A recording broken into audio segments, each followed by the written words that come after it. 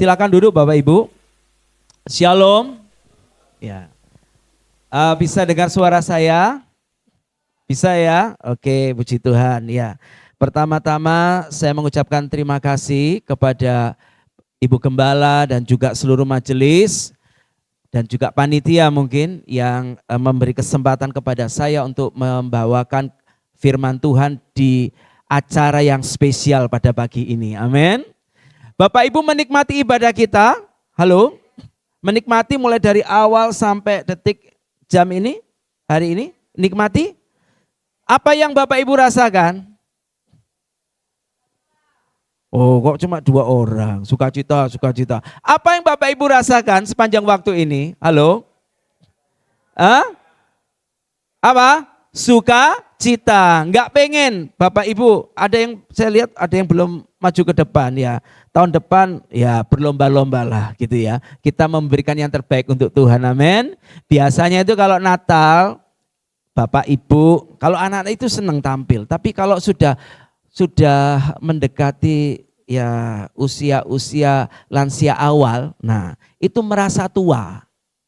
Apalagi rambutnya sudah berubah warna. Jadi kalau diberi kesan, jangan saya sudah tua. Halo, ada di sini? Enggak ya, di sini enggak ada ya. Sebab saya pernah dengar, jangan saya Pak, saya sudah. Bu, kalau ibu merasa tua berarti ibu sudah siap. Saya bilang begitu ya. Siap-siap dapat panggilan. Iya gitu ya, jangan merasa tua loh ya. Ingat, sampai masa putih rambutku ya, aku tetap Dia, ya Allah itu setia, Dia tidak akan meninggalkan kita dan kita harus tetap setia, amin. Puji Tuhan ya, tadi saya melihat luar biasa, saya menikmati ibadah pagi hari ini karena di gereja kami yang kami layani tidak memungkinkan ada seperti itu ya.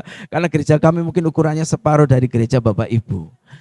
Tetapi puji Tuhan, sukacita tidak terbatas tempat, amin. Nah, tema pagi ini adalah pesan dari sorga. Tema bulan Desember ini saya dapat info yaitu tentang komunikasi, ya komunikasi. Dan secara khusus bulan Desember ini adalah komunikasi tentang apa? Kabar baik, ya. Kabar baik. Di bulan Desember ini menjelang Natal awal-awal Desember kita sudah dengar kabar tidak baik, betul? Yang menimpa saudara-saudara kita di Pulau Sumatera. Mulai Sumatera Barat dan sekitarnya bahkan sampai Sumatera Utara pun terdampak. Akibat dari apa? Keserakahan manusia. Ini jangan ngomong ini tulah, ini bukan tulah. Itu akibat keserakahan manusia ya. Deforestisasi ya. Itu akibatnya apa? Banjir besar sampai hari ini ya. Bahkan gereja-gereja aras gereja nasional pun juga memberikan bantuan ke sana Bapak Ibu. Nah, kabar enggak baik. Hari-hari ini kita seringkali dengar kabar-kabar yang enggak baik. Mungkin sudah ada muncul ramalan di tahun 2026 apa yang akan terjadi di 2026. Pagi ini enggak usah dengarkan kabar itu, dengarkan kabar baik yang pagi ini mau disampaikan. Amin. Siapa yang rindu mendengar pesan dari sorga? Oke, puji Tuhan ya. Mari Bapak Ibu buka Alkitab Bapak Ibu di Lukas pasal 2 ayat 10 sampai 11. Siapkan dulu Alkitabnya di situ ya. Komunikasi itu adalah hal yang paling esensi dalam sejarah peradaban manusia. Bahkan umurnya komunikasi itu lebih tua daripada manusia itu sendiri. Betul ya? Ya, karena kita punya Allah yang hidup. Allah kita di kitab Kejadian, Allah kita, Allah yang Esa, Allah Bapa, Anak dan Roh Kudus itu selalu berkomunikasi. Mereka memiliki hubungan yang sangat erat satu sama lain. Makanya tidak bisa terpisahkan. Echad, ya. Allah kita ini, Allah yang kita sembah adalah Allah yang Esa. Allah yang Esa yang menyatakan di dalam 3 pribadi, Allah Bapa, Anak dan Roh Kudus. Semuanya punya peran. Dan mereka selalu berkomunikasi. Ketika menciptakan langit bumi dan seisinya, Allah berkomunikasi. Baiklah kita menjadikan manusia itu segambar dan serupa dengan dan seterusnya. Selalu berkomunikasi. Komunikasi itu sudah ada, bahkan sebelum manusia ada. Nah, Bapak Ibu, hal yang harus kita renungkan bersama tentang komunikasi itu, saya catat di sini, ada 3 hal. Yaitu yang pertama, dalam komunikasi itu ada pesan. Sekali lagi, apa Bapak Ibu? Pesan. Suami istri dalam berkomunikasi dengan pasangannya pasti ada pesan, betul? Halo? Karena zaman teknologi ya, ngomong tidak pakai mulut, tetapi pakai apa? HP. Istri di dapur, suami di ruang tamu, komunikasinya by WA. Halo? Tapi tetap ada komunikasi, ada pesan. Dulu zaman jadul masih ada SMS, sampai ada lagu yang viral. Bang, SMS siapa? Ini bang, gitu kan? Sekarang tidak lagi SMS, tapi apa? WA. Enggak cuma WA, bisa lewat video call, ya biar puas, mantep, ya kan? Nah, dalam komunikasi selalu ada pesan yang disampaikan.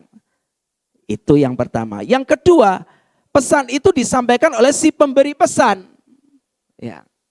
Yang ketiga, ada penerima pesan. Nah, ketika saya mendapatkan tema ini, saya bilang, Tuhan, apa sih yang mau Tuhan sampaikan untuk jemaatmu di GBI Anugerah Sulung ini? Temanya kok menarik, komunikasi. Jarang-jarang loh saya khotbah Natal tentang komunikasi. Ya, jarang. Ya, tema Natal gereja kami tahun ini tentang keluarga. Lah kok ya sama, kebetulan sama dengan tema nasional. Ya, Kristus menyelamatkan keluarga. Loh kok tema nasional munculnya begitu? Ya, sampai saya lupa kok sama. Ya nggak tahu. Ya, masing-masing punya kebutuhan. Nah, tetapi ketika saya renungkan, saya bergumul dengan Tuhan, ini loh pesan ini loh, tolong sampaikan pesan. Apa yang menjadi pesan Natal buat jemaat GBI Anugerah Sulung pagi ini? Komunikasi itu penting.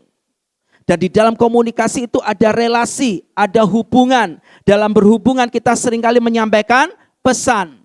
Kadang pesan yang baik dimaknai tidak baik, betul? Ya, pesan yang tidak baik dianggap baik. Sekarang kan zamannya gitu ya, Bapak Ibu ya, wolak-walik gitu kan. Informasi yang benar jadi salah, yang salah bisa jadi benar kalau itu diviralkan. Hati-hati ya. Sekarang model-modelnya viralkan. Padahal ya kalau informasinya benar, kalau informasinya salah, cilaka sudah ya kan. Kita kena berita yang namanya berita apa? Hoax, berita bohong. Dan itu ada undang-undang ITE loh saudaraku ya. Hati-hati ya. Nah, Bapak Ibu, Tuhan Allah kita itu membangun relasi satu sama lain dan ada pesan yang disampaikan kepada umatnya. Kita ini. Awalnya sebelum manusia jatuh dalam dosa, komunikasi antara Allah dengan manusia itu baik. Betul? Di Taman Eden setiap pagi Allah berkunjung kepada Adam dan Hawa, betul? Allah berjalan-jalan di Taman Eden di waktu yang sejuk. Waktu sejuk itu pasti apa? Pagi hari. Allah membangun relasi dan berkomunikasi dengan manusia pertama itu. Di situ Tuhan mengajar Adam dan Hawa. Nah, Allah yang berjalan-jalan ini adalah perwujudan dari siapa? Allah anak Yesus. Tapi Yesus yang belum berinkarnasi. Ya. Berjalan, ketemu Adam, ngobrol. Ya, memang Alkitab tidak menjelaskan apa yang diomongkan. Tetapi yang jelas Allah mengajar, mendidik mereka. Karena manusia ini memang diciptakan serupa dan segambar dengan Allah. Ciptaan Allah itu sempurna dalam diri manusia. Tetapi Allah perlu membentuk manusia itu menjadi pribadi yang seperti yang dikehendakinya. Tapi belum selesai pelajarannya, ada interupsi. Siapa yang interupsi? Ular iblis. Iblis itu merusak komunikasi antara Allah dengan manusia yang harmonis itu. Iblis merusak pesan yang baik yang Allah berikan kepada manusia yang pertama itu. Dirusak, diputarbalikkan. Dan celakanya manusia pertama mau dengarkan suara siapa? Iblis. Sehingga manusia salah makan. Halo? Betul salah makan ya? Buah yang seharusnya tidak boleh dimakan, dimakan sama mereka. Dan dosa pun masuk. Dan akibat dosa itu manusia harus apa? Terputus komunikasi, relasinya dengan Tuhan jadi hancur, rusak. Terpisah dengan Allah. Bahkan Allah pun mengusir manusia dari Taman Eden. Saudara, ini loh, sampai detik hari ini. Strategi ini tetap dijalankan sama Syaiton Nirojiun. You know Syaiton Nirojiun? Iblis itu strateginya sama. Yang merusak rumah tangga Kristen itu yang dirusak apa? Komunikasi. Relasi. Di dalam relasi ada pesan. Kadang kita salah menangkap pesan. Suami nggak sengaja WA istri, tulisannya gede-gede. Wah. Suami pulang, istrinya sudah di depan pintu. Sini Pak, duduk. Ada apa Ma? Maksudmu apa? Kamu nulis pesan hurufnya besar-besar semua. Apalagi sudah besar, ditebelin pula. Kamu sedang marah. Loh ya kan? Salah tompo, betul ya? Ini namanya kadang HP itu di saku saya juga kadang salah ngirim emoticon Bapak Ibu. Ya kan? Salah ngirim emoticon begitu kan? Bisa terjadi. Dirusak komunikasi. Dalam gereja juga begitu, komunikasi dirusak. Akhirnya mempengaruhi relasi. Pesan yang baik dimaknai tidak baik. Ini loh Bapak Ibu. Jadi tidak kebetulan kalau hambanya, Ibu Gembala dan juga panitia mendapatkan tema ini. Karena ini memang hal yang sangat penting sekali. Ya. Yesaya 59 ayat 2. Jelas Alkitab katakan, tetapi yang merupakan pemisah antara kamu dan Allahmu itu ialah segala kejahatanmu. Dan yang membuat dia menyembunyikan diri terhadap kamu sehingga ia tidak mendengar ialah segala dosamu. Ingat baik-baik, akibat dosa, komunikasi, relasi jadi hancur. Ya. Puji Tuhan, Tuhan tidak tinggal diam. Ya, rencana agung keselamatan bagi manusia yang telah jatuh itu tetap harus digenapi. Ayo kita buka Lukas pasal 2 ayat 10 sampai 11. Saya diberi waktu 45 menit ya. Bapak Ibu fokus ya, kalau saya mungkin agak cepat-cepat gitu ya. Sudah ketemu Bapak Ibu? Ayo baca bersama saya. Ini ayat yang viral kalau setiap Natal. Kemarin atas anugerah Tuhan saya dan istri melayani Natal TK. TK Bapak Ibu. Jadi saya ini juga geleng-geleng. Tahun ini Tuhan buat saya terkejut. Pelayanan Natal mulai di TK, SMP, SMA. Sampai perguruan tinggi. Tapi perguruan tinggi saya tolak. Karena jamnya tidak cocok, crash. Karena di hari yang sama saya harus berangkat ke Trawas. Jadi saya perhitung, gak nutut, ya ngalah ya, terpaksa ngalah. Ya, jadi Bapak Ibu, saya bawakan ini Bapak Ibu, Lukas 2 ayat 10 sampai 11, tapi penekanannya berbeda ya. Ayo mari kita baca sama-sama. 1, 2, 3. Lalu kata malaikat itu kepada mereka, jangan takut. Sebab sesungguhnya aku memberitakan kepadamu kesukaan besar untuk seluruh bangsa. Hari ini telah lahir bagimu juru selamat, yaitu Kristus Tuhan di kota Daud. Coba dimunculkan ayat 10 ya. Di situ dikatakan ada kata kesukaan. Nah, ketika saya lihat di teks aslinya itu bicara tentang euangelizo, artinya itu kabar baik. Bisa diterjemahkan Injil, gospel. Injil itu adalah kabar sukacita. Injil itu adalah kabar baik. Jadi kalau Bapak Ibu memberitakan Injil, menyampaikan firman Tuhan kepada orang lain, itu Bapak Ibu sedang membawa kabar baik, bukan kabar buruk atau kabar burung. Injil itu kebenaran Allah yang sanggup menyelamatkan manusia dari dosa. Nah, puji Tuhan, pagi ini kita lihat Allah Bapa menggenapi rencana keselamatan bagi umat manusia.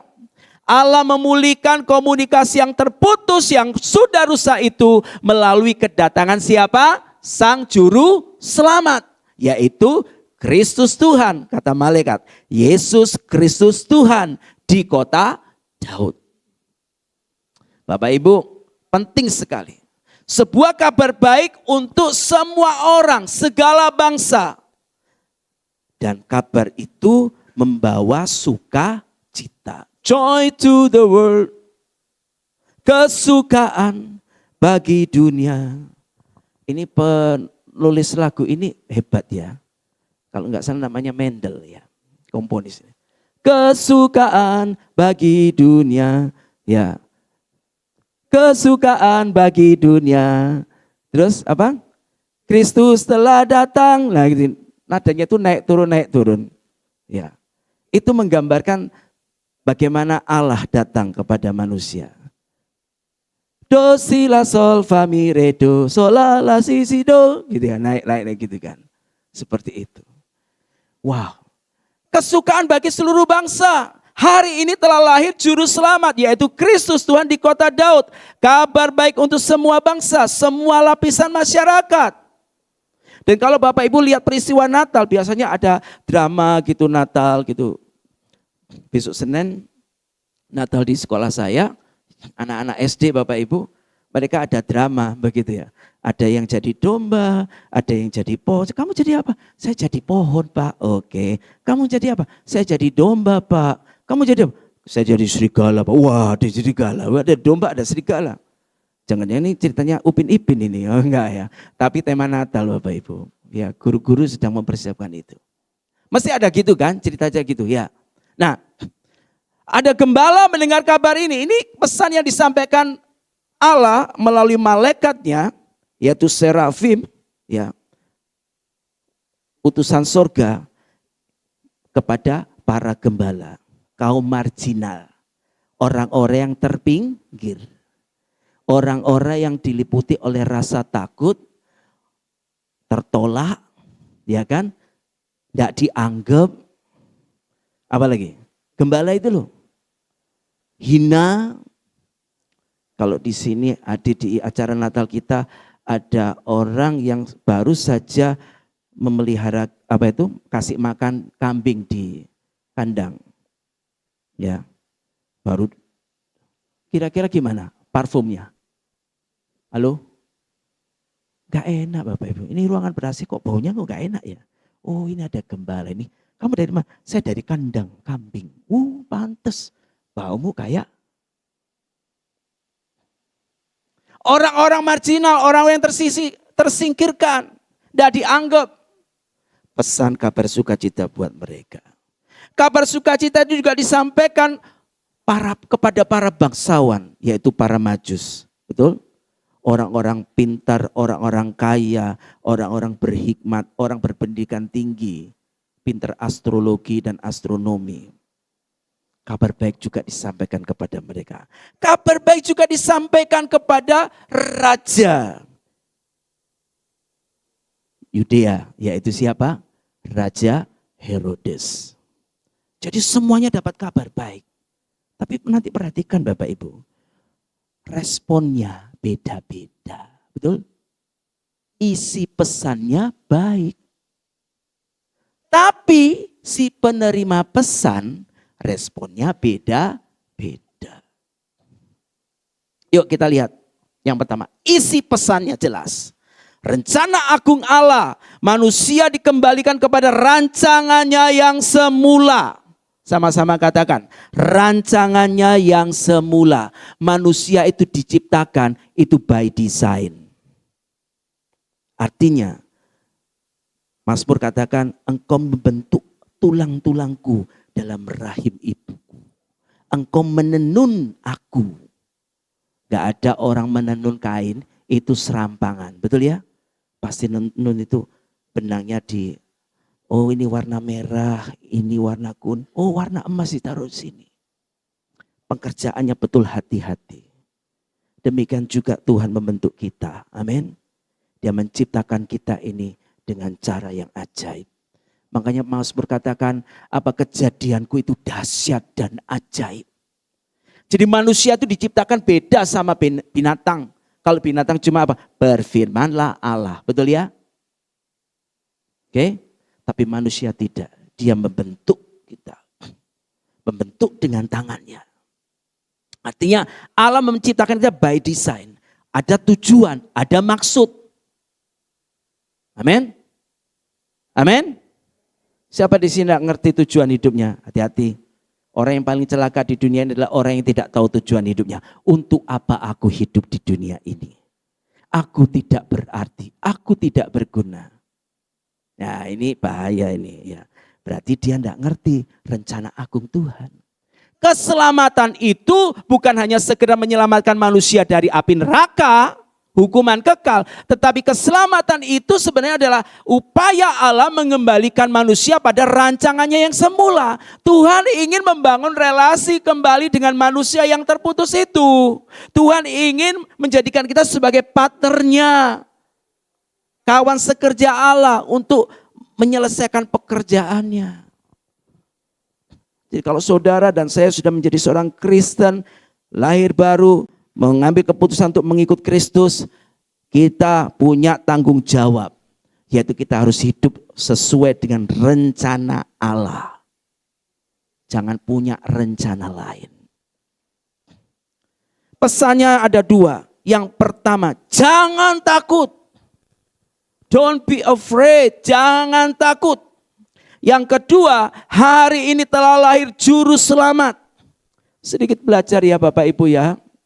Jangan takut itu dari kata phobeo. Yang artinya jangan merasa takut. Jangan cemas. Gembala itu orang-orang yang terpinggirkan. Mereka hidup di bayang-bayang ketakutan. Di padang rumput gelap, dingin, ancaman apa? Binatang buas, predator. Mereka gembala upahan. Kalau sampai ada domba yang mati diterkam serigala, ya mereka harus kehilangan upah mereka. Anak istri mereka menunggu para gembala ini upahnya untuk kehidupan sehari-hari. Kalau sampai ada yang domba yang hilang atau mati, mereka tanggung resiko. Jadi bawa ketakutan. Ya. Nah, anak Tuhan, anak-anak Tuhan, dengarkan baik-baik. Pagi ini firman Tuhan kabar baik dari sorga. Pesannya adalah jelas, jangan takut. Kita tidak tahu apa yang akan terjadi nanti. Tapi firman Tuhan katakan jangan takut menghadapi hari-harimu di depan. Amin. Punya anak laki sama anak perempuan hari-hari ini itu sami mawon. Betul Bapak Ibu? Halo, setuju? Punya anak laki sama anak perempuan sekarang ini sama saja. Kalau dulu, zaman saya masih kecil, itu orang tua kalau punya anak laki nggak terlalu kepikiran, betul? Ya, tapi kalau punya anak perempuan, was-was. Sekarang sama saja Bapak Ibu. Karena ada perilaku yang menyimpang. Ada orang-orang yang jeruk makan jeruk. Anda tahu jeruk makan jeruk? Penyuka sesama jenis. Hati-hati. Makanya jangan biasakan anak kita nginep di rumah temannya. Oh temanmu laki-laki? Iya mah laki-laki. Oh cok percaya hati-hati Bapak Ibu. Oleh jeruk makan jeruk, habislah. Penulis lagu apa? Jason itu, ya kan? Dia itu menjadi LGBT itu gara-gara ketika kelas 5 SD dia diperkosa oleh pengemudi becak yang antar jemput dia. Akibatnya dia punya perilaku yang menyimpang. Jangan dikira di gereja enggak ada. Ada Bapak Ibu. Cuma gak ketok gitu kan. Ya gitu kan. Kita harus kembali kepada rancangan yang semula. Yang laki jadilah laki-laki. Jangan jalannya melambai begini. Badannya kekar. Tapi ya melambai begini. Nah ini perlu di kembali. Atau yang perempuan, ya kembalilah kepada rancangan yang semula. Rambutnya cepat-cepat, enggak mau pakai rok. Ya kan? Ini kan ini di luar sana banyak, tapi di sini enggak ada. Puji Tuhan, ya. Jangan takut. Ingat, Yesus hadir dalam rumah tangga kita untuk memberikan kita damai sejahtera. Amin. Jangan cuma di bulan Desember damai sejahtera. Bulan Januari perang kembali. Nah, ya kita harus terus merasakan damai sejahtera Tuhan. Yang kerja juga sulit hari-hari ini. Tapi jangan takut. Yesus datang memberikan harapan baru. Amin. Ya, oke. Yang kedua, juru selamat itu dari kata soter, artinya penyelamat, pembebas. Berasal dari kata dasar sozo. Saya senang definisi ini. Artinya menyembuhkan, memulihkan, membebaskan. Kalau Yesus juru selamat hadir dalam hidup saudara dan saya, maka dia akan menyembuhkan engkau dari segala luka-lukamu. Luka yang sulit disembuhkan itu adalah luka batin. Betul? Sakitnya tuh di sini, di mana-mana, betul? Ada lagu lama itu lebih baik sakit gigi daripada sakit hati. Kalau saya dua-duanya enggak lah. Sakit gigi itu setengah mati Bapak Ibu. Ya kan? Ya, saya pernah sakit gigi itu. Waduh, luar biasa, saudara. Nah, saudara, menyembuhkan luka-luka kita di masa lalu, trauma kita. Seringkali kita ini ada luka tapi tidak diakui, tidak disadari. Kehidupan manusia itu seperti gunung es.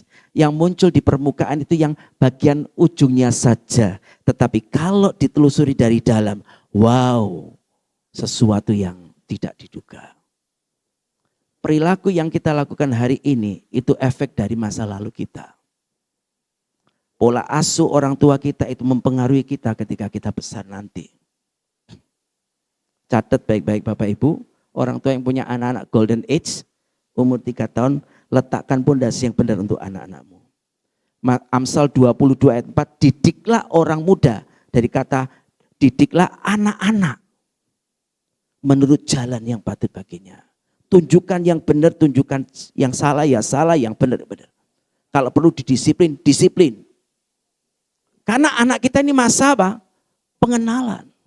Kalau sampai anak dimanja terus, difasilitasi terus, dia tidak akan bertumbuh berkembang menjadi pribadi yang benar.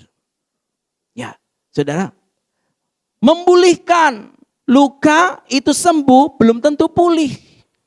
Masih ada bekas.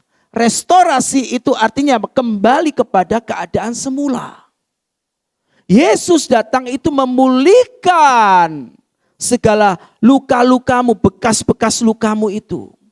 Makanya kalau orang percaya di dalam Kristus, dia penuh dengan kasih Bapa, penuh dengan kasih Allah yang sempurna itu, hatinya itu anti gores. Halo? Temper glass. Gorilla glass. Gak gampang retak. Kesenggol sidik tersinggung. Sakit hati, gak ngomong sama suami. Sampai 3 bulan gak ngomong. Loh, terus pakai apa? Pakai WA ngomongnya. Ya tetap aja itu ngomong, tapi pasti. Tapi tidak ada komunikasi. Hati-hati Bapak Ibu. Juru selamat hadir untuk memulihkan dan membebaskan. Yang terbelenggu, apapun yang membelenggu kita hari-hari ini, belenggu di dalam hatimu, dalam pikiranmu. Aduh, akhir tahun, wayai, ya kan? Saudara, ingat Yesus datang memberikan kita pertolongan. Lah utang ya dibayar, ojo gak dibayar ya. Gitu ya. Makanya harus diatur keuangannya. Itu isi pesannya. Yang kedua, pemberi pesan. Allah Bapa menghendaki setiap orang itu selamat, tidak menghendaki satu orang pun binasa. Pribadi juru selamat Yesaya pasal 9 ayat 5 dan 6 itu mengatakan apa? Dialah penasihat ajaib, Allah yang perkasa, Bapa yang kekal, Raja damai. Tema gereja kami itu Kristus dalam keluarga. Itu ada satu subtemanya adalah Kristus untuk keluarga. Ini bicara tentang peran ini Bapak Ibu. Juru selamat itu penasihat ajaib. Kadang orang Kristen itu banyak punya juru selamat. Yesus itu bukan juru selamat ekonomimu, ekonomi keluargamu, finansialmu. Karena kita membatasi definisi juru selamat itu hanya sebatas urusan-urusan yang bersifat apa? Dunia ini. Sementara ini. Ekonomi, kesehatan, masa depan, perjodohan. Terus apa lagi? Anak, keturunan. Terus apa lagi? Karir, pekerjaan, posisi. Seringkali kita itu hanya membatasi peran juru selamat, kehadiran juru selamat itu hanya sebatas itu, urusan duniawi. Padahal Yesus datang itu bukan menyelesaikan tujuan Yesus yang utama datang itu bukan untuk menyelesaikan masalah-masalah kayak gitu. Itu bonus Bapak Ibu. Amin. Masalah yang utama adalah hubunganmu dengan Tuhan itu pulih. Dulu. Kalau kita ini pulih dengan Tuhan, relasi kita dengan Tuhan pulih, dengan Bapa pulih. Kita penuh dengan kasih Bapa, ya kan? Firman Tuhan berkata, jika kamu melekat padaku seperti ranting pokok anggur itu, kamu akan berbuah. Orang Kristen yang melekat sama Tuhan, pasti hidupnya diberkati. Tidak ada amin. Haleluya ya. Orang Kristen yang hidupnya melekat dengan Tuhan pasti diberkati. Amin. Pasti berbahagia. Amin. Pasti cari jodoh enggak angel. Amin. Pasti cari kerja juga enggak sulit. Yo toh Pak. Ya buktikan saja Bapak Ibu. Alkitab mencatat orang-orang benar jalan hidupnya diterangi oleh firman Tuhan sampai rembang tengah hari. Tuhan menetapkan langkah-langkah orang benar. Apabila dia jatuh, tak sampai tergeletak. Ada pertolongan. Lu Alkitab lu jamin Bapak Ibu. Amin. Ini loh. Ya. Dia penasihat ajaib, Allah yang perkasa, Bapa yang kekal. Hadirkan Yesus sebagai Bapa yang mengasihi engkau. Saya tidak katakan Yesus adalah Bapa, tetapi kasih Bapa itu ada pada Yesus. Betul? Filipus tanya, Yesus Guru tunjukkan Bapa kepada kami. Pus, kalau kamu lihat aku, kamu melihat Bapa. Yesus dan Bapa itu adalah satu. Ya, amin. Jadi kalau kita ini penuh dengan kasih, kasihnya Bapa itu kasih yang personal. Dia mengasihi kita pribadi dan pribadi. Tidak kolektifan begini. Aku mengasihimu secara personal karena dia tahu apa yang menjadi kebutuhan kita. Amin. Ya. Itu. Coba renungkan baik-baik Bapak Ibu. Mari bangun relasi kembali dengan Tuhan. Komunikasi, pesan ini jangan sampai lepas. Dia pemberi pesan itu berkata, aku penasihat ajaibmu, Allah yang perkasa yang bisa kau andalkan, Bapa yang kekal, Bapa yang mengasihi engkau, yang menerima engkau apa adanya. Yesus datang bukan untuk menghakimi. Nanti kedatangan yang kedua, dia datang sebagai hakim. Betul? Kedatangan yang pertama dia datang sebagai Bapa yang mengasihi orang yang berdosa. Yesus datang membawa kasih. Ketika dihadapkan kepada Yesus perempuan yang berzina itu, hukum Yahudi mengatakan bahwa dia harus dilempari batu sampai mati. Yesus tidak menghakimi perempuan itu, tetapi Yesus katakan apa?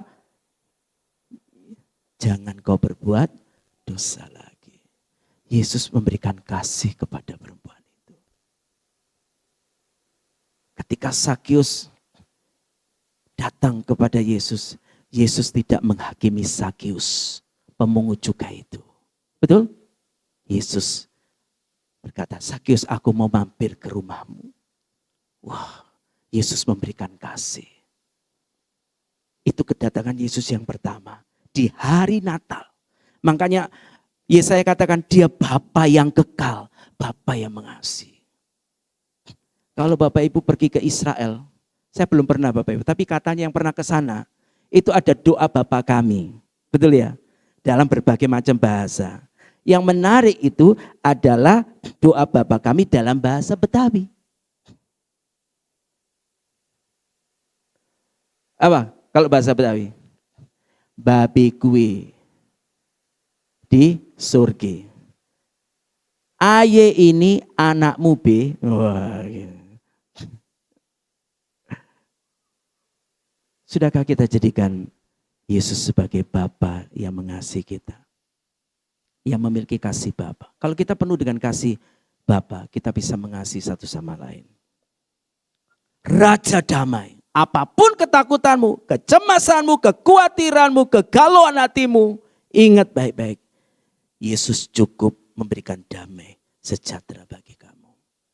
Uang mungkin bisa memberikan damai, tapi tidak selamanya. Betul? Ya. Istri cantik, suami gagah, ganteng, kaya, mungkin bisa memberikan damai, tapi tidak selamanya. Bisa berubah. Oke. Yang terakhir Bapak Ibu, penerima pesan. Ini penting. Gembala ketika terima pesan, mereka takut, mereka sukacita, itu responnya. Ya. Makanya, tapi ada sekelompok orang, sebagian dari orang-orang yang terima pesan itu dari surga, mereka tidak mengenalnya. Mereka tidak menerimanya. Yohanes pasal 1 ayat 10 sampai 11. Coba Bapak Ibu buka teks ini. Saya bacakan. Yohanes 1 ayat 10 sampai 11.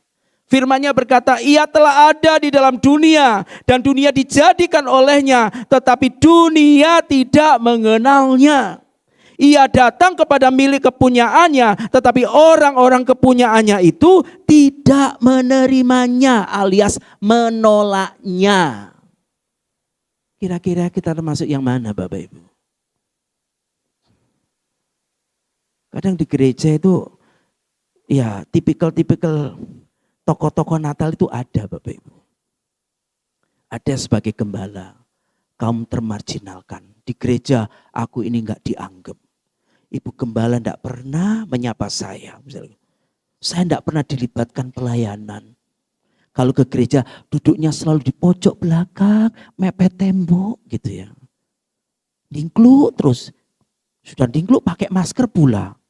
Jadi enggak iki guyu tak ngamuk karo ya kan. Kalau ketemu orang nunduk terus, merasa aku ini tidak layak. Bajuku paling jelek. Semuanya naik kendaraan, saya jalan kaki. Semua pakai sepatu, saya pakai sendal. Ada orang-orang di gereja kayak begitu.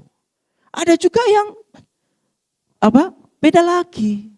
Seperti orang-orang tokoh-tokoh Herodes ini. Herodes dapat pesan yang sama dari para majus. Tapi responnya beda Bapak Ibu, beda sama gembala. Herodes berpura-pura aku akan datang menyembah dia. Tunjukkan di mana tempatnya dia lahir. Aku akan datang menyembah dia. Padahal niat Herodes adalah apa? Jahat. Ada banyak orang-orang ke gereja pakai topeng. Shalom. Selamat ibadah, hari Minggu senyum. Tapi bayaran utangmu, utang gak bayar iki. Wah. Apalagi yang pemuda-pemudi ini banyak pemuda-pemudi ya. Dulu dekat sama saya, sekarang dekat sama dia. Tuh.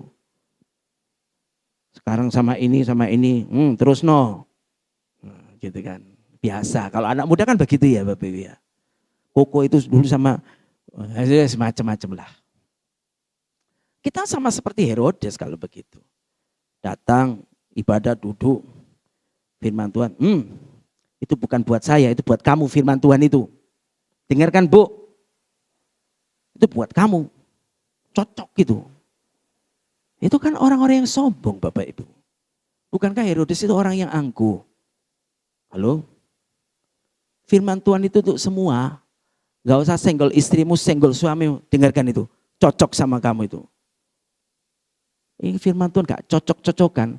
Tapi firman Tuhan itu kebenaran yang menunjukkan kita jalan kebenaran. Amin. Ini keras ini Bapak Ibu ya. Respon yang kedua, percaya, berserah, taat itu yang dilakukan oleh Maria dan Yusuf. Ketika Maria dapat kunjungan ilahi melalui malaikat Gabriel, Maria pun pada awalnya dia bimbang. Dia katakan, bagaimana mungkin itu terjadi? Aku belum bersuami, bagaimana mungkin? Apa kata dunia ini, apa kata orang nanti? Terlalu beresiko ini. Kalau saya hamil di luar nikah, sebelum nikah, saya masih perawan.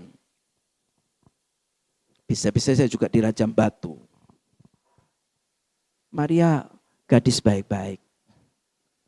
Tapi ketika dengar pesan itu awalnya dia ragu-ragu. Tapi kemudian Maria percaya. Dia katakan, apa?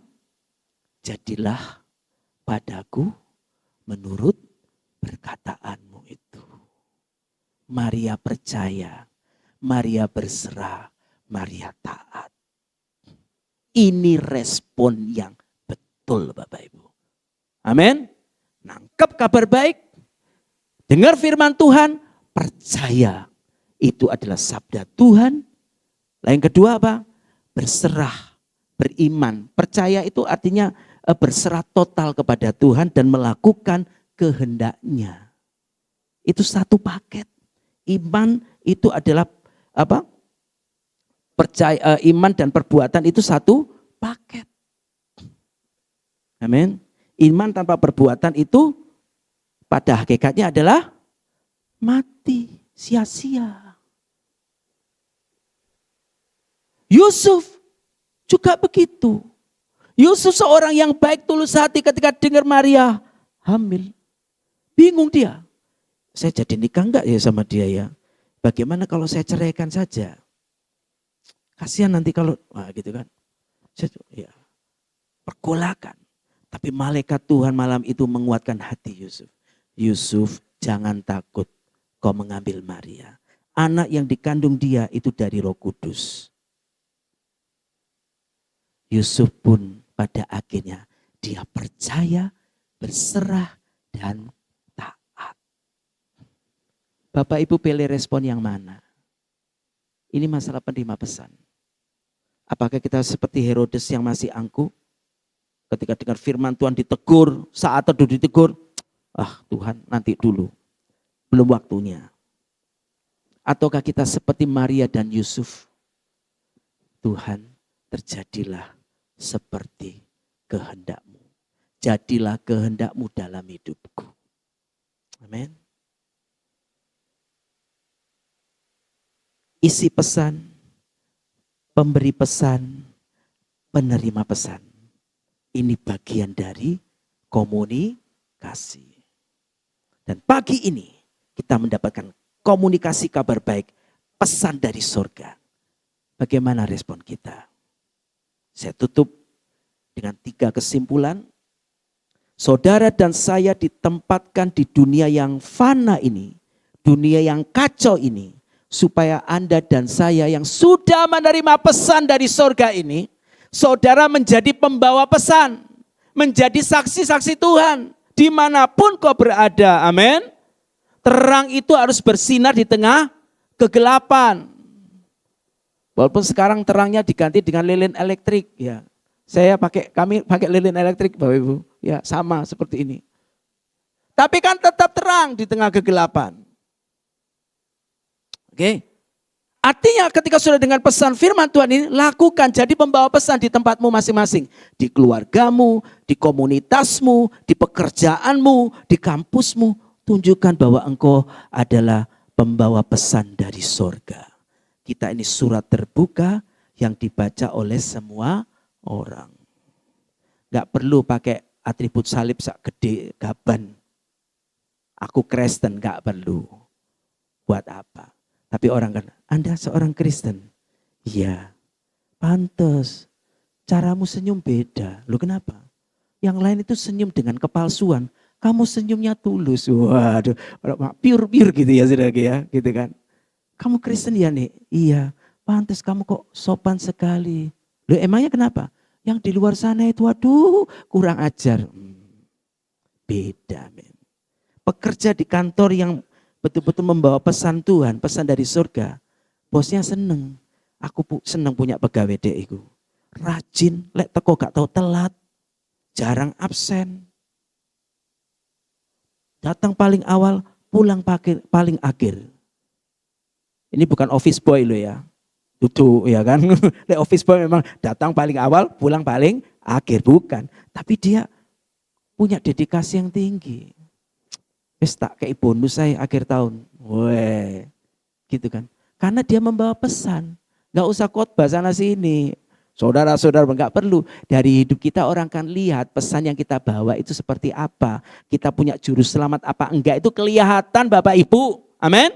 Dari cara kita ngomong. Dari cara kita senyum. Dari cara kita menatap orang.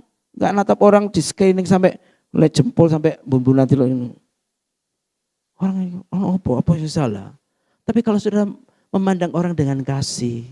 Senyum yang ramah, tulus. Orang lihat ada Yesus. Wah gitu kan. Ada Yesus dalam hidup kita. Amin.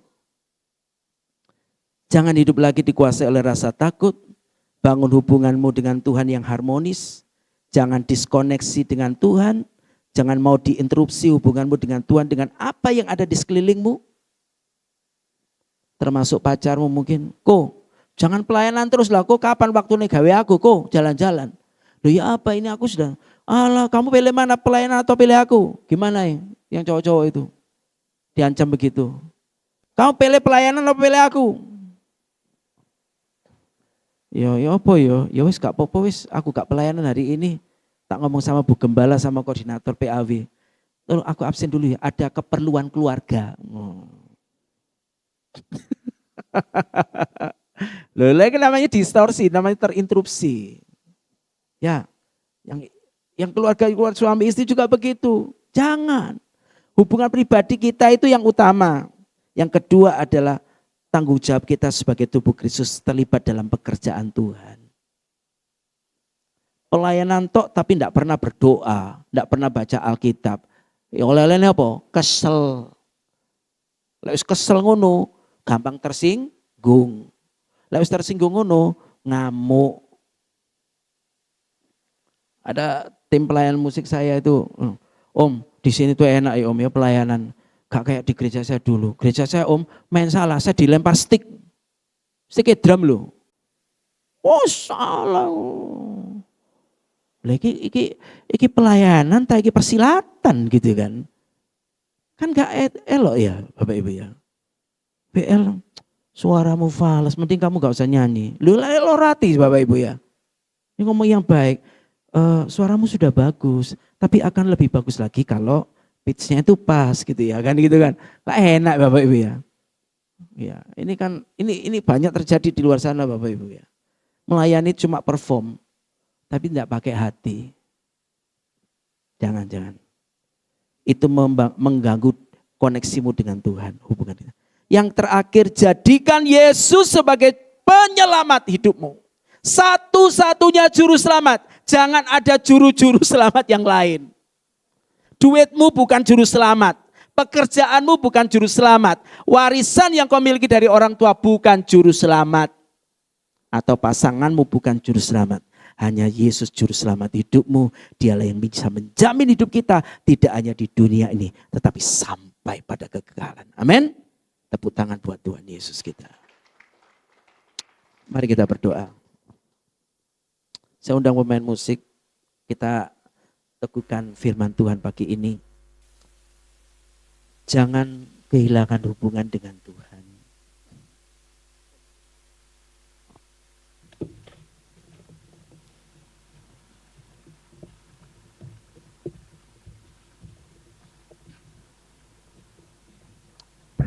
Biarlah kita terlalu terkoneksi dengan Tuhan. Juru selamat kita, dialah